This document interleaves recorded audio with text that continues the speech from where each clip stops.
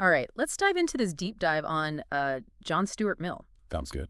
It looks like you've brought some really fascinating excerpts about his work, and I have to say, I'm pretty excited to dig in. Yeah, he's definitely a thinker whose ideas have really stood the test of time. For sure, even today, his thoughts on things like liberty and equality are still super relevant. Absolutely. So our mission today, if you will, is to really try and distill his key ideas from these excerpts. All right. We'll explore his thoughts on liberty, equality, and progress, and kind of see how they connect to his philosophy of utilitarianism. Sounds like a plan. And here's a little something that I found really interesting as I was prepping for this, just to pique your interest. Sure. Mill was actually raised without any religion. And get this, he was heavily influenced by poetry. So let's see what we can uncover as we go along. I think what makes Mill so fascinating is that his personal life really kind of bleeds into his philosophical work, you know? I can see that. Like, take his upbringing, for example. Okay, let's talk about that. I mean, it was anything but ordinary, right? Yeah, totally. He was taught entirely by his father, no less than the philosopher James Mill. Wow. No school, no religion, just constant intellectual stimulation. I can't even imagine what that would be like. It was an intense, almost radical approach to education for the time. Yeah, for sure. And you can really see how it shaped his personality, right? Oh, absolutely. I mean, you see it in his later emphasis on individuality and, like, the importance of personal experience. I mean, it almost feels like he was kind of rebelling against that intensely intellectual, almost, I don't know, manufactured upbringing. Yeah, I think there's something to that. It makes his mental crisis in his 20s even more intriguing. Oh, totally. I mean, it's something that I think a lot of us can relate to, right? Absolutely. Those moments where you just question You everything. question everything. And what I find really fascinating is that he found solace and like a path forward through poetry, especially the works of Wordsworth. That's so interesting. Really highlights the power of art and emotional expression, even for someone known for his like rigorous intellect. Yeah, definitely. Well, speaking of intellect, let's talk about Mill's most famous work, On Liberty. Okay, let's do it. The core idea here, as I understand it, is that restricting someone's freedom is only justifiable to prevent harm to others, not to protect them from themselves. Right. That feels, I don't know, revolutionary even now. It is a powerful idea. I'm curious to hear, like, what are the implications of that? Well, you see, Mill was challenging the traditional view of liberty, Okay. which focused mainly on protection from, like, tyrannical rulers, right? Mm-hmm. But he was concerned with a different kind of tyranny. Okay. The tyranny of the majority. The tyranny of the majority. And the potential for, like, public opinion to stifle individuality and dissent. So instead of just focusing on like what the government can't do to us, he's also thinking about how we can be limited by like social pressure and conformity. Exactly. That's really interesting. And to really unpack this, he breaks liberty down into three, like, key areas. Okay. Freedom of thought and expression, freedom of action, and freedom of association. Let's take those one by one, because I think, especially in our current age of social media, freedom of thought and expression seems, I don't know, especially relevant. Oh, for sure. What were some of Mill's arguments on this front? Well, Mill believed that even potentially harmful or unpopular ideas should be allowed to circulate. Wow, okay. He argued that suppressing opinions, even those we might find abhorrent, ultimately hinders intellectual progress. Interesting. He felt that open debate was the only way to test the validity of ideas and ultimately arrive at truth. It's a powerful argument for free speech. It is. But what about the freedom to act as one chooses, right? Yeah. Where does Mill draw the line between personal freedom and potentially harmful consequences? That's a good question. It's a tough one. He champions individuality and the right to live as you choose, even if it means being eccentric. But of course, the challenge lies in determining where personal choices start to, infringe on the well-being of others. Right, right. That's the tension that Mill really grapples with. So it's not just like a simple anything goes kind of approach. Sure. It's about finding that balance between individual expression and the responsibility we have to each other. Exactly. And this gets even more complex when you consider his third area of liberty, freedom of association. Right. This brings up questions about, I don't know, the limits of social norms, the right to form relationships that might challenge conventional morality. Exactly. I'm thinking of his stance on things like polygamy, for example. Yeah. That was definitely outside the mainstream thinking of his time. It was. And it highlights the complexities of balancing individual choice with, I guess you could say, societal values. Absolutely. Mill even delves into the distinction between, like, expressivist freedom, actions that are purely about self-expression, and instrumental freedom, actions that are a means to an end. Right. And it's not always clear which acts fall into which category, is it? Sometimes it can be quite blurry. I can see how that gets really tricky. Yeah. Sometimes even actions that appear harmful or self-destructive might have a deeper meaning or purpose for the individual. Right. And it makes you think about judging actions based on their, I don't know, their intended purpose versus their perceived outcome. Exactly. It's a really nuanced way of looking at things. And this nuance in understanding individual choices is, I think, essential as we move into Mill's perspective on democracy, Okay. which goes beyond simply viewing it as protection from oppression. So for Mill, democracy is more than just about preventing tyranny. Much more.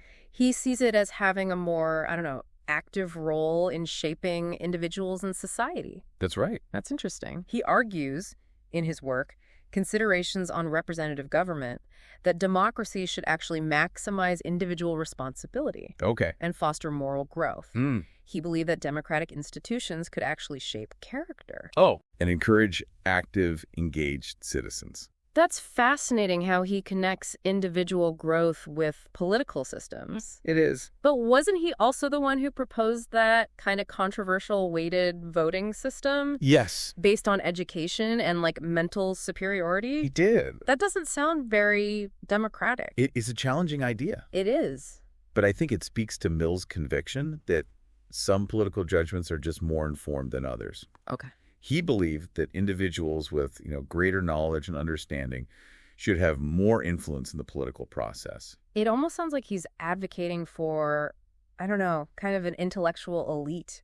In a way, yes. I'm curious to explore how he reconciles this with his emphasis on individual liberty and democratic participation. That's a great point. Seems a little at odds. It's definitely a point of tension. Yeah. But remember, he wasn't suggesting that only a select few should have a voice. Okay. He was passionate about education and believed that everyone should strive for greater knowledge and understanding. So perhaps he saw this system as a way to encourage people to become more informed and engaged citizens. Possibly. Rather than simply relying on, uninformed opinions. That's a very insightful way to put it. And this emphasis on knowledge and understanding ties directly into his views on public versus secret voting. It does. He believed that voting is a public duty, not a private right, and should be open to scrutiny and debate. Right. So no hiding in the voting booth for Mill. No hiding. He believed that participating in a democracy requires taking responsibility for your choices and being willing to defend them publicly. Yes. Now, this brings us to the philosophical foundation that underpins so much of Mill's thought. Yeah. Utilitarianism. Utilitarianism. The philosophy of the greatest happiness for the greatest number. The greatest good for the greatest number. It sounds simple enough on the surface, It does. but I'm sure there's a lot more to it than meets the eye. There is. So, fill us in. Well, we need to start with Jeremy Bentham, Yeah. the philosopher who first articulated this idea. Right. For Bentham, it was all about maximizing pleasure and minimizing pain, Okay. calculating the greatest possible happiness for the most people. So, almost like a mathematical equation for ethical decision-making. Almost like that. Interesting. Yeah, so it's about finding the actions that create the most overall happiness. Right. But, it gets complicated quickly I bet. in real-world situations. Yeah, I imagine. And Mill recognized some limitations in Bentham's approach. Oh, okay. He felt it was, a little too simplistic and didn't adequately account for the different kinds of pleasures humans experience. So he added some nuance to the idea of happiness. He did. Okay. I'm intrigued. Mill introduced the concept of higher and lower pleasures. Higher and lower pleasures. He famously said, and I'm paraphrasing here, "It is better to be a human being dissatisfied than a pig satisfied. Better to be Socrates dissatisfied than a fool satisfied." He argued that some pleasures, like, say, intellectual pursuits, are simply more valuable than purely sensory ones. So how do we determine which pleasures are higher and which are lower? Right. I mean, is it purely subjective? That's the question, isn't it? Or are there like objective criteria we can use? That's a question Mill grapples with. Yeah. He believed that there are objective differences in the quality of pleasures. Okay. But he also acknowledged the role of individual experience and development in shaping our preferences. It makes you think about the choices we make in our own lives, right? It does. Are we prioritizing, I don't know, fleeting shallow pleasures over experiences that might bring more lasting fulfillment? That's a key takeaway from Mill's thinking. Yeah. He challenges us to reflect on what truly brings us happiness and to cultivate those higher pleasures that lead to a richer, more meaningful life. And this idea of higher pleasures seems central to Mill's arguments for women's equality. Yes. He was, as I understand it, a passionate advocate for complete equality between men and women. He was. So tell me about that. Well, he saw the legal and social subordination of women as, a profound injustice. Yeah. And a major obstacle to human progress. Wow. He argued that women's full participation in society would benefit everyone Okay. by increasing intellectual power, bringing diverse perspectives, and elevating the moral character of, both men and women. So he was going beyond simply advocating for equal rights. He was. He was challenging the entire social structure that relegated women to a secondary role. Exactly. And his views on the family were, quite radical for his time. They were. He critiqued the traditional family model, arguing that it limited individual liberty for both spouses. For both spouses. It's interesting to think about how his ideas about freedom and individuality extend to the most, personal aspects of life. It shows the consistency and breadth of his thinking. It does. And speaking of challenging conventional thinking, we can't overlook Mill's views on religion. Right. He was raised without any religious beliefs, which was quite unusual for his time. Very unusual. And in his 3 essays on religion, he expresses skepticism towards supernatural beliefs. Yes. And advocates for a religion of humanity. That's right. So, if not religion, what does he offer as an alternative basis for morality? He proposes a religion of humanity. Okay. Which focuses on reverence for human dignity and a commitment to the betterment of the species. It's about recognizing our shared human experience and striving to create a world where everyone can flourish. Exactly. That's a powerful idea. It is. It seems to tie together his beliefs in human progress, individual liberty, and the importance of ethical conduct. It does. It makes me wonder how he envisions this religion of humanity playing out in practice. That's a great question. And to explore that further, I think we need to delve into Mill's vision of progress itself. I agree. A vision that extends beyond material wealth to encompass a deeper sense of human fulfillment and well-being. Absolutely. That sounds like a great place to pick up in part 2 of our deep dive. Sounds good to me. We've already covered so much ground, but I'm eager to see where Mill's ideas take us next. Let's do it. Mill's vision of progress was really deeply intertwined with this whole religion of humanity thing. Okay. He truly believed in humanity's potential to, move beyond just self-interest and embrace a, higher purpose. The betterment of society as a whole. So it's not just about individual fulfillment, but about contributing to something larger than ourselves. Exactly. That's pretty profound. And for Mill, this wasn't just some, vague utopian ideal. Right. He had very concrete ideas about how to create a more just and fulfilling society. Like what? Well, one example is his support for worker cooperatives. Worker cooperatives. Yeah, have you heard of those? Not really. Fill me in. Okay, so imagine workplaces where the workers themselves actually own and manage the business. Interesting. They share in the profits and make decisions democratically. Mill saw this as a way to address the, growing inequalities of his time and create a more equitable and fulfilling work environment. That's a pretty radical idea for the 1800s. It was. It sounds like he was trying to find some kind of, middle ground between capitalism and socialism. Yeah, you could say that. It's fascinating. He was definitely ahead of his time in recognizing the potential downsides of unchecked capitalism. Yeah, I can see that. He was really concerned about the concentration of wealth and power in the hands of a few. Right. And he believed that worker cooperatives could empower individuals and create a more, just distribution of resources. And this concern about wealth distribution extended beyond just the workplace, right? He did. He had some pretty strong opinions about inheritance as well. He did. He questioned the fairness of inherited wealth, Okay. arguing that it created an uneven playing field and perpetuated inequalities across generations. Interesting. He believed that true equality of opportunity meant limiting the amount of wealth that could be passed down through inheritance. So he was advocating for a system that rewarded individual effort and merit rather than simply perpetuating existing hierarchies. Precisely. And this commitment to social justice and a more equitable distribution of resources, That was central to his vision of progress. Absolutely. But he also recognized that material wealth wasn't the only measure of progress, right? Right. He believed that true progress involved cultivating what he called the art of living. He did. What did he mean by that, the art of living? It sounds almost poetic, doesn't it? It does. He envisioned a future where humanity would focus less on, material acquisition. Okay. And more on cultivating higher pleasures. Mm-hmm.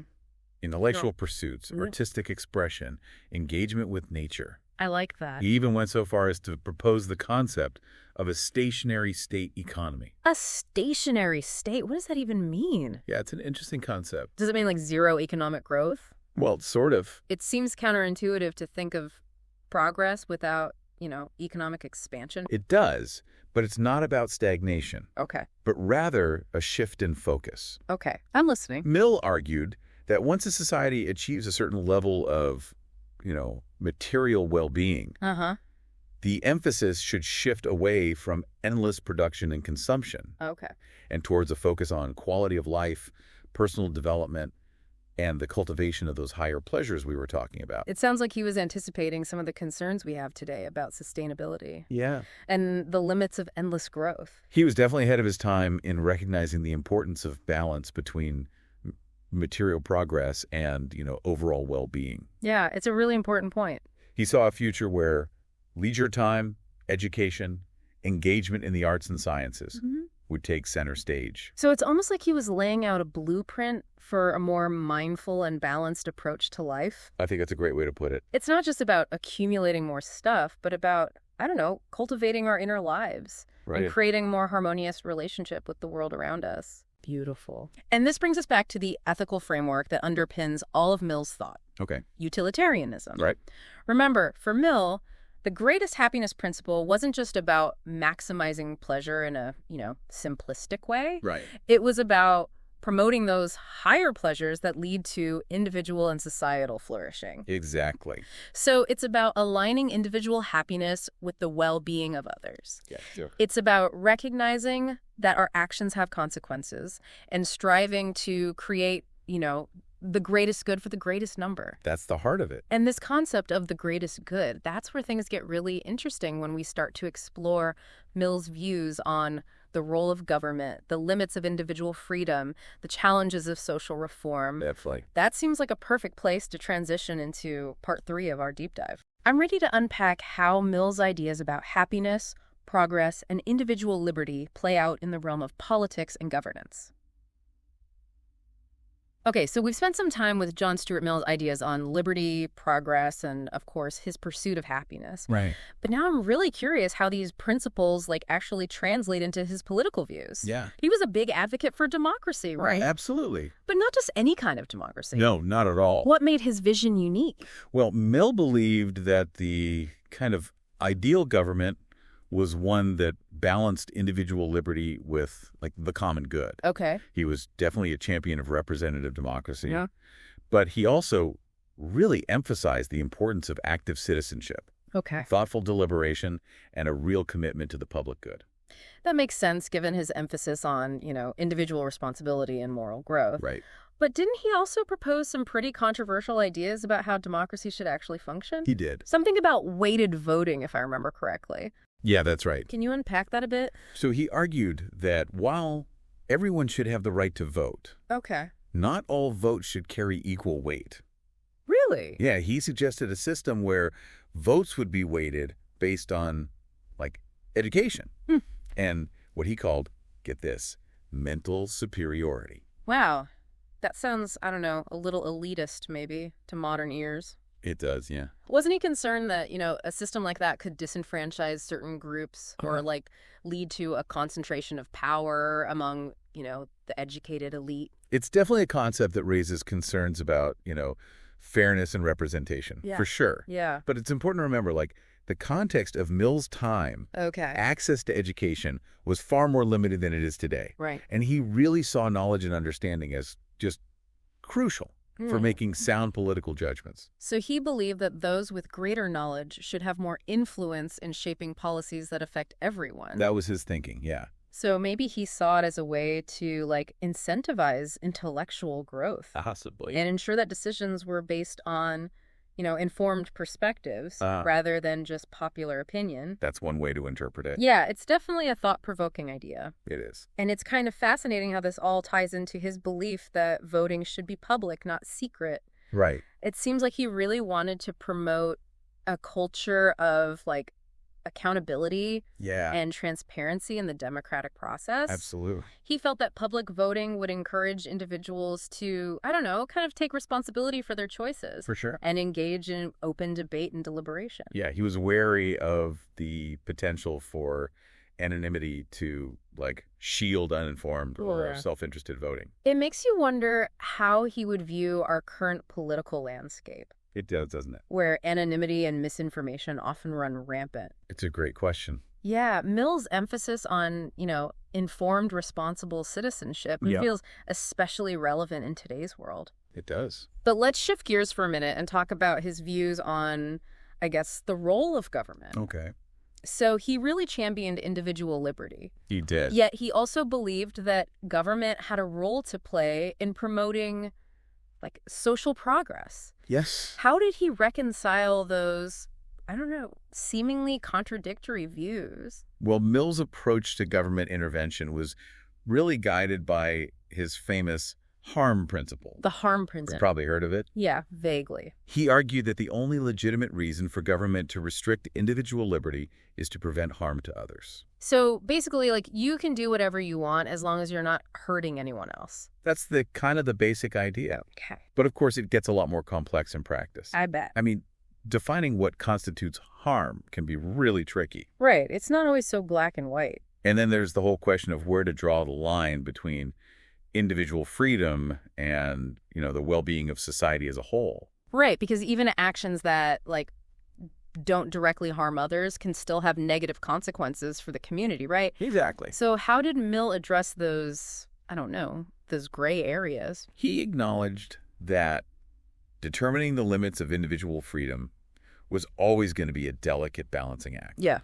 And he recognized that there would always be, debate, disagreement about where to draw those lines. Sure. But for him, the harm principle was a crucial safeguard against government overreach. Okay. And a foundation for a society that values both individual liberty and social responsibility. It's interesting how this principle has been used to justify a wide range of policies over the years. It has. I mean, everything from drug legalization to, like, restrictions on hate speech. It's a concept that continues to be debated. It does. And reinterpreted in light of new challenges.